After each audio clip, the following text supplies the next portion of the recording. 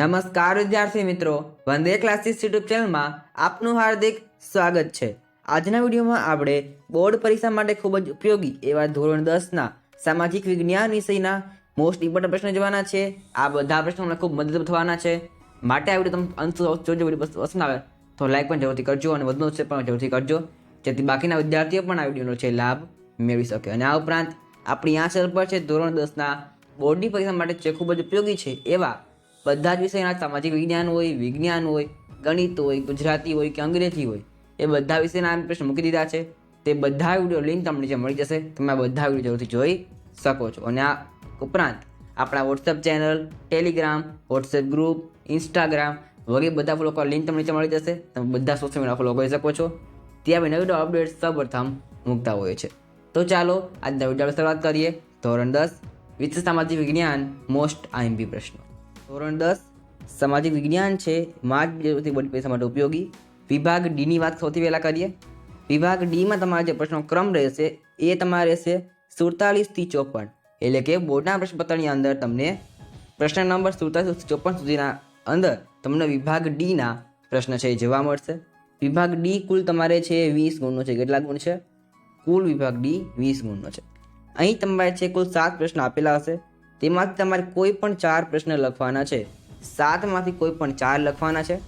તેના માટે જે કયા ચેપ્ટર અગત્યના છે તો કે ચેપ્ટર નંબર 5 એટલે 5માંથી 2 પ્રશ્ન આવશે, 10માંથી પણ 2 પ્રશ્ન આવશે, 17માંથી 2 પ્રશ્ન આવશે અને 21માંથી પણ છે 1 પ્રશ્ન આવશે। આમ 5મું, 10મું, 17મું અને 21મું આટલા ચેપ્ટરમાંથી વિભાગ ડીમાં તમારે પ્રશ્ન પૂછાવાના છે।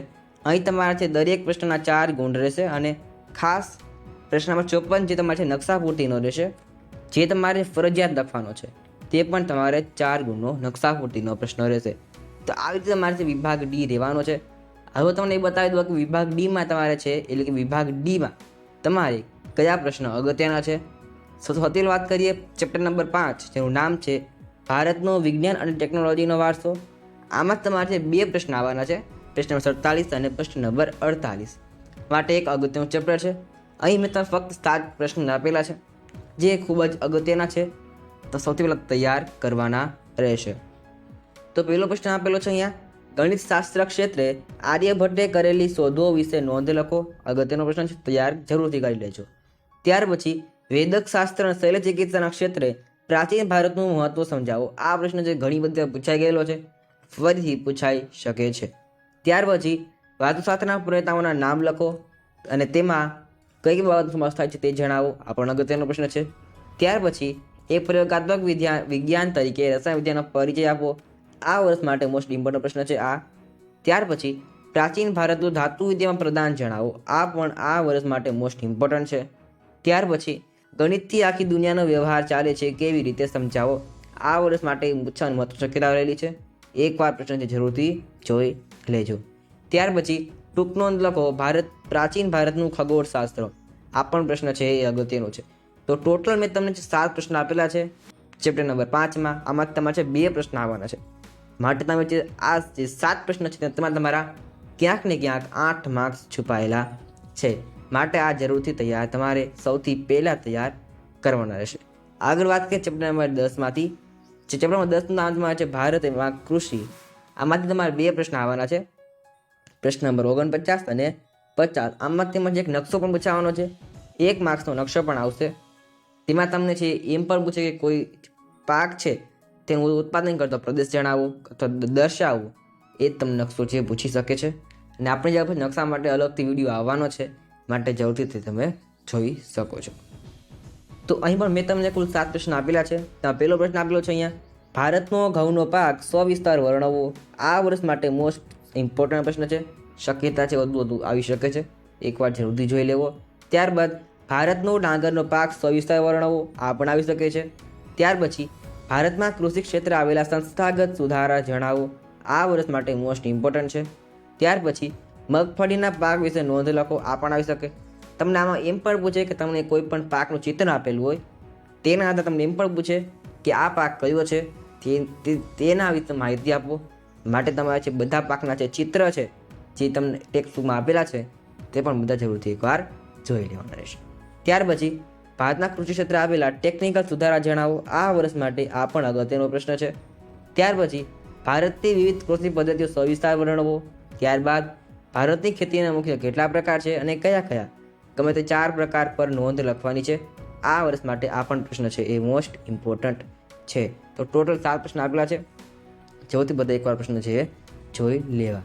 આગળ વાત કરીએ ચેપ્ટર નંબર 17ની, જેનું નામ તમારે છે આર્થિક સમસ્યાઓ અને પડકારો. એમાં ગરીબી અને બેરોજગારી. આમાંથી તમારે છે ટોટલ 2 પ્રશ્ન આવવાના છે, પ્રશ્ન નંબર 51 અને 52.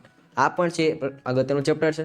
આમાંથી મેં તમને ફક્ત અને ફક્ત 7 જ પ્રશ્ન છે આઈએમપી છે જે અગત્યના છે તે આપેલા છે. ફક્ત 7 જ આપેલા છે, કારણ કે આમાંથી જે 2 પ્રશ્ન આવવાના છે માટે.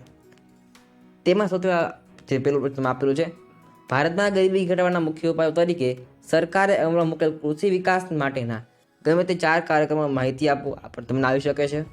ત્યાર પછી છે ગરીબીનો અર્થ આપી ગરીબી રેખા હેઠળ જીવતા લોકોનું લક્ષણ જણાવો. આ વર્ષ માટે મોસ્ટ ઇમ્પોર્ટન્ટ છે અને આ પ્રશ્ન ઘણી બધી વાર બોર્ડના પરીક્ષાની અંદર પૂછાઈ ગયો છે. ત્યાર પછી જો ભારતમાં ગરીબી ઘટાડવી છે તો શ્રમ શક્તિનું આયોજન યોગ્ય શ્રેષ્ઠ પુરવાર થઈ શકે છે. આ વિધાન સમજાવો. આ પણ પ્રશ્ન આ વર્ષ માટે મોસ્ટ ઇમ્પોર્ટન્ટ છે. ત્યાર પછી બેરોજગારીનો અર્થ આપી તેના કારણો અને તેની અસરો જણાવો. આ પણ આ વર્ષ માટે ઇમ્પોર્ટન્ટ છે. ત્યાર પછી બેરોજગારીના કારણો જણાવો. રિપીટ થાય છે, તમને આવી રીતે પણ પૂછી શકે છે અલગથી. ત્યાર પછી ધનિક ભારતમાં ગરીબો વસે છે, આ વિધાન સમજાવો. આ પણ અગત્યનો પ્રશ્ન છે. ત્યાર પછી વિશ્વ શ્રમ બજારનો ખ્યાલ સ્પષ્ટ કરો.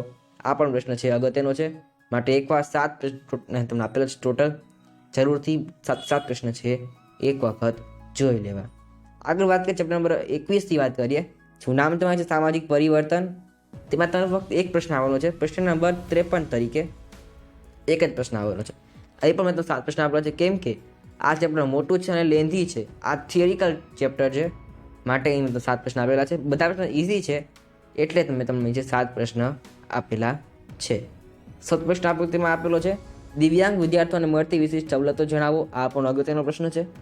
ત્યારબાદ ભારતના બંધારણમાં કયા કયા બાળ અધિકાર સમાવેશ કરવામાં આવેલો છે. આ પણ પ્રશ્ન આ વર્ષ માટે મોસ્ટ ઇમ્પોર્ટન્ટ છે. ત્યાર પછી ભારતમાં બાળ શ્રમિકોની માંગ વધુ હોવાના કારણો જણાવી તેને અટકાવવાના ઉપાયો જણાવો. આ પણ અગત્યનો છે. ત્યારબાદ બાળકોના મફત અને ફરજિયાત શિક્ષણના અધિકારની મુખ્ય જોગવાઈઓ સમજાવો. આ પણ અગત્યનો છે. ત્યારબાદ કાયદા સામાન્ય જાણકારી સાથે જરૂરી છે. આ પણ અગત્યનો છે. ત્યાર પછી આ વર્ષ માટે મોસ્ટ ઇમ્પોર્ટન્ટ છે વૃદ્ધોના રક્ષણ અને કલ્યાણ માટે સરકારે કઈ કઈ જોગવાઈઓ કરી છે. ખૂબ જ ઇમ્પોર્ટન્ટ છે, એકવાર જરૂરથી પ્રશ્ન જોઈ લેવો. ત્યારબાદ ભ્રષ્ટાચાર નાથવા સરકારી પ્રયાસો જણાવો. આ પણ આ વર્ષ માટે મોસ્ટ ઇમ્પોર્ટન્ટ છે. આટલાથી 7 પ્રશ્ન છે ઇમ્પોર્ટન્ટ છે, એ જરૂરથી બધા જોઈ લેવા. તો અહીં તમારે વિભાગ ડી પૂરો થાય છે. વિભાગ ડીમાં કુલ 4 ચેપ્ટર છે, બધા પ્રશ્નો છે મોસ્ટ ઇમ્પોર્ટન્ટ છે, જરૂરથી બધા જોઈ લેવા. તો સૌથી પહેલાં આ પ્રશ્ન જોવાના રહેશે, બાકીના પછી તમે જોવો તો ચાલશે, પણ સૌથી પહેલાં પછી આ પ્રશ્ન તૈયાર જરૂરથી કરવાના રહેશે. તો આગળ વધીએ પહેલાં તમને માહિતી આપી દઉં કે આપણે સોશિયલ મીડિયા જેવા કે WhatsApp group, Instagram, WhatsApp channel, Telegram અને વોટ્સએપ ગ્રુપ, આ બધામાં જોડાવા લિંક તમને નીચે મળી જશે. તેમાં બધે જરૂરથી જોડાઈ દેજો. ત્યાં નવી અપડેટ્સ પર તમે મૂકતા હોય છે, અને ખાસ ટેલિગ્રામ ચેનલ છે ત્યાં આપણે ઉપયોગી PDF મટીરિયલ પણ મૂકતા હોય છે. મારે તમે બધું જોડશું કરી શકો છો. તમને આપેલો છે QR કોડ, તમે તેને સ્કેન કરીને પણ આપણે સોશિયલ મીડિયા જોઈન કરી શકો છો. માટે તમે જોડાઈ જજો. તો આગળ વધે વિભાગ C તરફ. વિભાગ Cમાં તમારો જે પ્રશ્ન ક્રમ રહેશે એ તમારે રહેશે 38-46, એટલે કે બોર્ડના પ્રશ્નપત્રની અંદર તમને પ્રશ્ન નંબર 38-46 સુધીમાં વિભાગ Cના પ્રશ્ન તમને જોવા મળશે. વિભાગ C કુલ તમારે છે 18 ગુણનો રહેવાનો છે. અહીં તમને છે કુલ 9 પ્રશ્ન આપેલા હશે, તેમાં તમારે કોઈ પણ 6 પ્રશ્ન લખવાના છે. 9માંથી કોઈ પણ 6 તમે 3 ને છે ઓપ્શનમાં કાઢી શકો છો. તેના માટે ઉપયોગી પ્રશ્ન દર્શાવેલા છે અહીંયા 3 અને 3, એટલે કે 3માંથી 2 પ્રશ્ન આવશે. 4, 8 અને 8, 16, 18, એટલે એમાં 2 પ્રશ્ન આવશે અને 19. આટલા પ્રશ્ન મારો વિભાગ C માટે અગત્યના છે, એટલે કે 3, 4, 8, 16, 18 અને 19. કુલ તમારે ટોટલ જે ચેપ્ટર છે જે 1, 2, 3, 4, 5 અને 6, કુલ 6 ચેપ્ટર તમારા વિભાગ C માટે છે એ અગત્યના છે. અહીં તમારે છે કુલ દરેક પ્રશ્ન 3 ગુણ રહેશે, એમ તમારે કુલ 18 ગુણનો વિભાગ C થશે. હવે તમને એ બતાવી દો કે વિભાગ C માટે છે તમારે કયા પ્રશ્ન અગત્યના છે, કયા કરવા જોઈએ અને કયા મોસ્ટ ઇમ્પોર્ટન્ટ છે, સૌથી વાત કરીએ ચેપ્ટર નંબર 3, જેનું નામ તમારે છે સાંસ્કૃતિક વારસો, શિલ્પ અને સ્થાપત્ય કલા. આમાં તમારે છે 2 પ્રશ્ન આવવાના છે, પ્રશ્ન નંબર 38 અને પ્રશ્ન નંબર 39.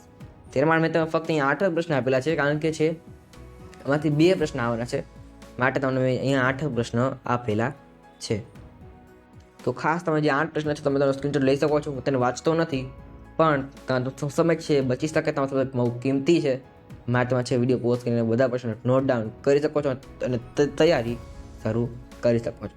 ત્યારબાદ છે ચેપ્ટર નંબર 4, ભારતીય સાહિત્યિક વારસો. તેમાં જે 1 પ્રશ્ન આવવાનો છે, પ્રશ્ન નંબર 40.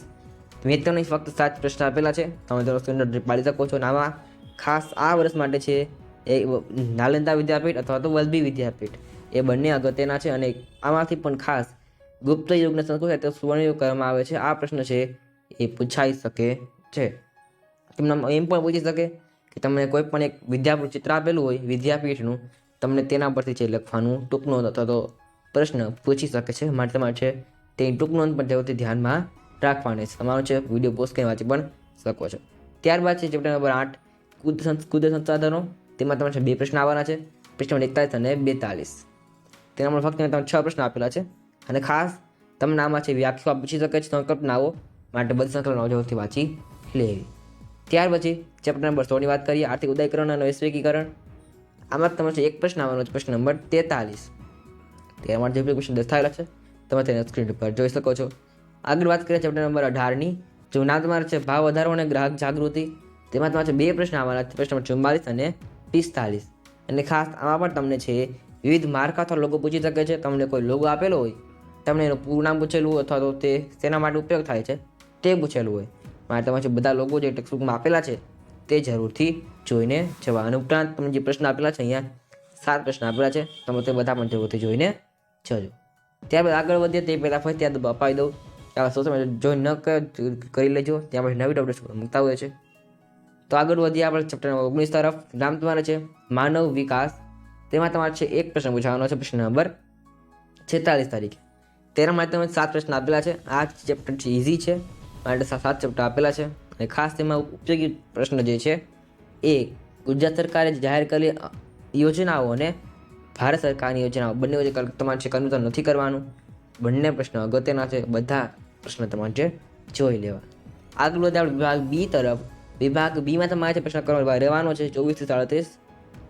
વિભાગ બીમાં તમારે 18 ગુણો રહેવાનો છે. એ તમે કુલ 9 પ્રશ્ન આપેલા હશે, તેમાં તમારે 6 પ્રશ્ન લખવાના રહેશે, કોઈ પણ 6 લખવાના રહેશે. તેના માટે ચેપ્ટર છે 3, 4, 8, 16, 18 અને 19. તેમાંથી તમારે છે 3માં, 8માં અને 18માં 2 પ્રશ્ન પૂછાવાના છે. અહીં તમારે છે દરેક પ્રશ્ન 2 ગુણ રહેશે. અને તમને એમ થાય કે આ પ્રશ્ન તૈયાર કરવા, તો આપણી તરફ પર છે એ દરેક વિષયના છે આ પેપર સોલ્વ મૂકી દીધા છે, તે લિંક તમને મળી જશે, તમે છે એ તૈયાર કરી શકો છો. અને આ ઉપરાંત તમે ટેક્સ્ટબુક જે આપીએ છે તેના જે પ્રશ્ન સ્વાધ્યાયના તમે તે પણ તૈયાર કરી શકો છો, સ્વાધ્યાયના પ્રશ્ન. તેમાંથી તમે ચાનો વિભાગ બી સિક્યોર કરી શકો છો. આગળ વધીએ આપણે વિભાગ એ તરફ. તેમાં તમારો ક્રમ રહેશે 1 થી 24, એટલે કે સૌથી તમે વિભાગ એ જોવા મળશે. વિભાગ એ પણ કુલ તમારે છે 24 ગુણો રહેવાનો છે. અહીં તમને છે 1 થી 5 તમારા જોડકા પૂછાશે, 6 થી 10માં તમને ખરા ખોટા પૂછાશે, 11 થી 15માં ખાલી જગ્યાઓ આવશે, 16 થી 20માં તમને એમસીક્યુ પૂછાશે. ત્યારબાદ 21-24 સુધીમાં તમને જે 1-2 જવાબ આપો પૂછાશે. અને ખાસ વિભાગ એ માટે આપણે વિડીયો આવવાના છે હેલ્પબોક્સ માટેના, માટે એ જરૂરથી જોવા. તો અહીંયા આપણે છે એ વિભાગ એ પણ પૂરો કરીએ છીએ. તો આજે મેં તમને છે ધોરણ 10ના સમાજ વિજ્ઞાન વિષયના છે એ મોસ્ટ ઇમ્પોર્ટન્ટ પ્રશ્ન આપ્યા છે. બોર્ડની પરીક્ષા માટે આ વર્ષે સૌથી વધુ કરવાના રહેશે. તો આજના વિડીયોમાં આટલું જ. ફરી મળીશું. Thanks for watching. All the best.